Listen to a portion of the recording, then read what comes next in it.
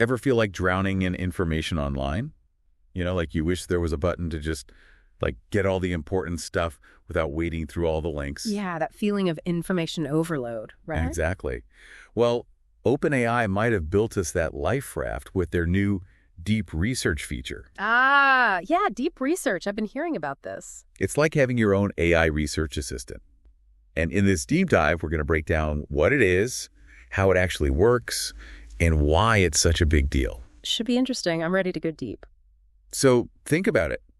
How much time do you spend just searching for stuff online? Oh, way too much. It feels like most of my day sometimes. Right. And then you have to read through everything and try to figure out what's actually important. And half the time it's like conflicting info or just like surface level stuff. Ugh, tell me about it. But deep research, it doesn't just give you links. It actually creates a full report on your topic. So it's more than just a search engine then? Way more. It's about the depth of analysis, right? Okay, I'm starting to see why this is different.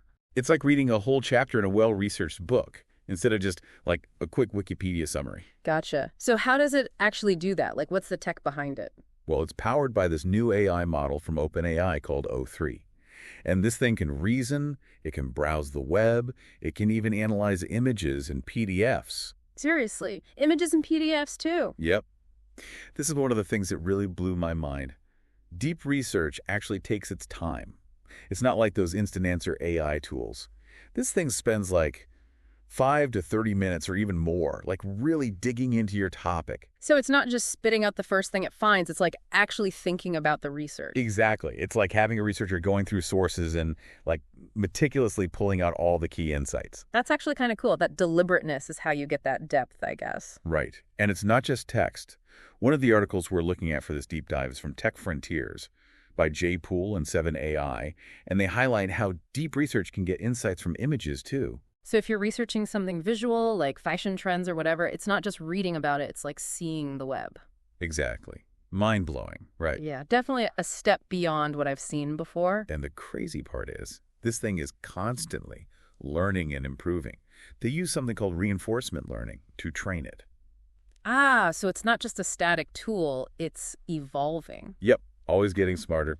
Yeah. So for all you AI and tech fans out there, what do you think so far? Drop your first impressions in the comments below. We want to hear from you. Yeah, hit us with your thoughts.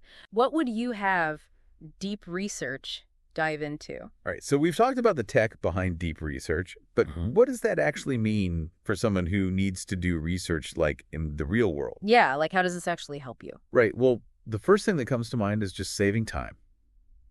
I mean, think about how long you usually spend researching stuff online. Oh my gosh, don't even get me started. You're searching, you're reading articles, you're trying to piece it all together, and it can take forever. Seriously, it's like a whole day sometimes. And with deep research, you could potentially get a detailed report in a fraction of that time. Imagine, like, instead of spending a week on research, you could get it done in a day or two. Exactly. And it's not just about speed either. The quality of the research is also likely to be higher because deep research is pulling from so many different sources. You get a much broader perspective. It's like it's doing all the hard work for you, like finding all the best and most relevant information and then summarizing it in a way that's easy to understand. Right. It's giving you the key insights without all the noise and clutter. Plus, and this is a big one, it cites its sources so you can actually check where the information is coming from and make sure it's legit. Oh, that's so important these days with all the misinformation flying around. Exactly. You need to know that you can trust the information you're getting. And deep research gives you that peace of mind. And on top of all that, it's constantly learning and improving, right? Yeah, because it's powered by AI. It's getting smarter with every research task it completes. So it's not just a one-time solution, it's like an investment in your research capabilities. Now, I know some people might be wondering how deep research compares to other AI tools out there like ChatGPT, which we've talked about on the show before. Right. Well, ChatGPT is great for generating text and answering your questions in a conversational way. Like it's super creative and fun to use. But deep research has a different purpose. It's all about in-depth research and analysis. So ChatGPT is like having a chat with a really smart friend, and deep research is like having a team of research assistants working for you.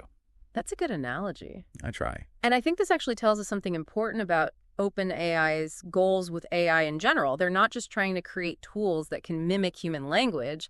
They're trying to create AI that can truly understand and reason like we do. And deep research is a huge step in that direction. I think so too. It's not just about processing information, it's about making connections, drawing conclusions, thinking critically. And that's where things get really exciting as we look to the future of deep research and what it could mean for how we learn, work, and make decisions. Yeah. So what's next for deep research? What are some of the things OpenAI is planning for the future? Well, one of the big focuses is making it more accessible right now. It's Yeah. still in a limited beta testing phase, but they're planning to roll it out to a wider audience soon. That's great news. The more people who have access to this kind of tool, the better. Absolutely. And they're also working on enhancing the reports themselves, adding things like interactive data visualizations, summaries that are tailored to different learning styles, and even the ability to ask follow-up questions and have deep research dive even deeper into specific aspects of a topic. Oh, wow. So it's like they're creating a truly interactive research experience. Yeah, that's the goal. They want to make it as intuitive and user-friendly as possible so anyone can use it regardless of their technical skills. It's about democratizing knowledge, which I think is a really powerful concept. I agree. And they're also looking at integrating deep research with other AI tools like ChatGPT so you could have a more conversational research experience. So you could be like, hey, ChatGPT, tell me everything you know about this topic, and then deep research would go out and do the research and give you a detailed report. But then you could also have a back and forth conversation with ChatGPT to clarify anything you didn't understand. Exactly. It's about creating a seamless flow between research and understanding. That sounds pretty amazing, I have to say. It is exciting stuff, but of course, with any new technology, there are also potential downsides that we need to be aware of. Right, like what about AI models are trained on massive amounts of data, and that data can reflect the biases that exist in the real world. So could deep research end up perpetuating those biases? That's a valid concern, and it's something that OpenAI is definitely taking seriously. They're working on ways to identify and mitigate bias in their models, but it's an ongoing challenge. It's like they're trying to teach AI to be fair and impartial, which is really tricky. It is. And another concern is the impact on jobs. If AI can do research faster and more efficiently than humans, what does that mean for people who currently work in those fields? Yeah, that's a real worry, and something we need to think about as AI continues to evolve. It's important to have these conversations and to consider the potential impact on society as a whole. Because technology is not just about the tools themselves, it's about how we use them and how we adapt to the changes they bring. Well said, and that's why it's so important to stay informed, to engage in these discussions, and to think critically about the role of AI in our lives. So for all of you watching, what are your thoughts on deep research? Are you excited about its possibilities, or do you have concerns about the potential downsides? Share your thoughts in the comments below. We want to hear from you. All right, so we've covered a lot of ground with deep research, the tech, the benefits, the potential downsides. But now I want to zoom out a bit and talk about the big picture. The bigger picture. Yeah. What does deep research tell us about where AI is heading, like in the grand scheme of things? I think it points to a pretty significant shift. It's not just about AI doing simple tasks anymore. It's about AI understanding information on a deeper level and being able to reason and make connections like we do. So it's not just about processing data, it's about actually making sense of it. Exactly. And that's a big step towards what a lot of AI researchers call artificial general intelligence, or AGI. AGI, right? The idea of AI that can think and learn like a human. Yeah, that's the ultimate goal for a lot of people in the field. And that's a concept that can be both exciting and a little scary, right? What are your thoughts on the potential implications of AGI, especially with tools like deep research seeming to get us closer to that reality?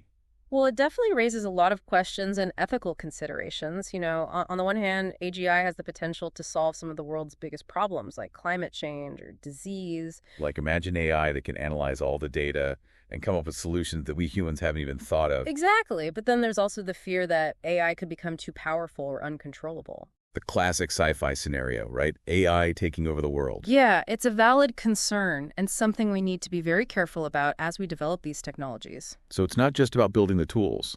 It's about using them responsibly. Absolutely. We need to be thinking about the ethical implications every step of the way. And for all of you watching, this is where we need your input. What are your thoughts on the future of AI? Are you excited? Scared? Somewhere in between. Let us know in the comments. We really want to hear your perspective on this. So to wrap things up, deep research is a pretty incredible tool with the potential to change how we learn and understand the world. It's powerful stuff. But at the end of the day, it's still just a tool, and it's up to us to use it wisely. Couldn't agree more. We're J. Pool. N7 AI and Tech Frontiers. Thanks for joining us on this deep dive into deep research, and we'll see you next time for another exploration of the world of tech and innovation.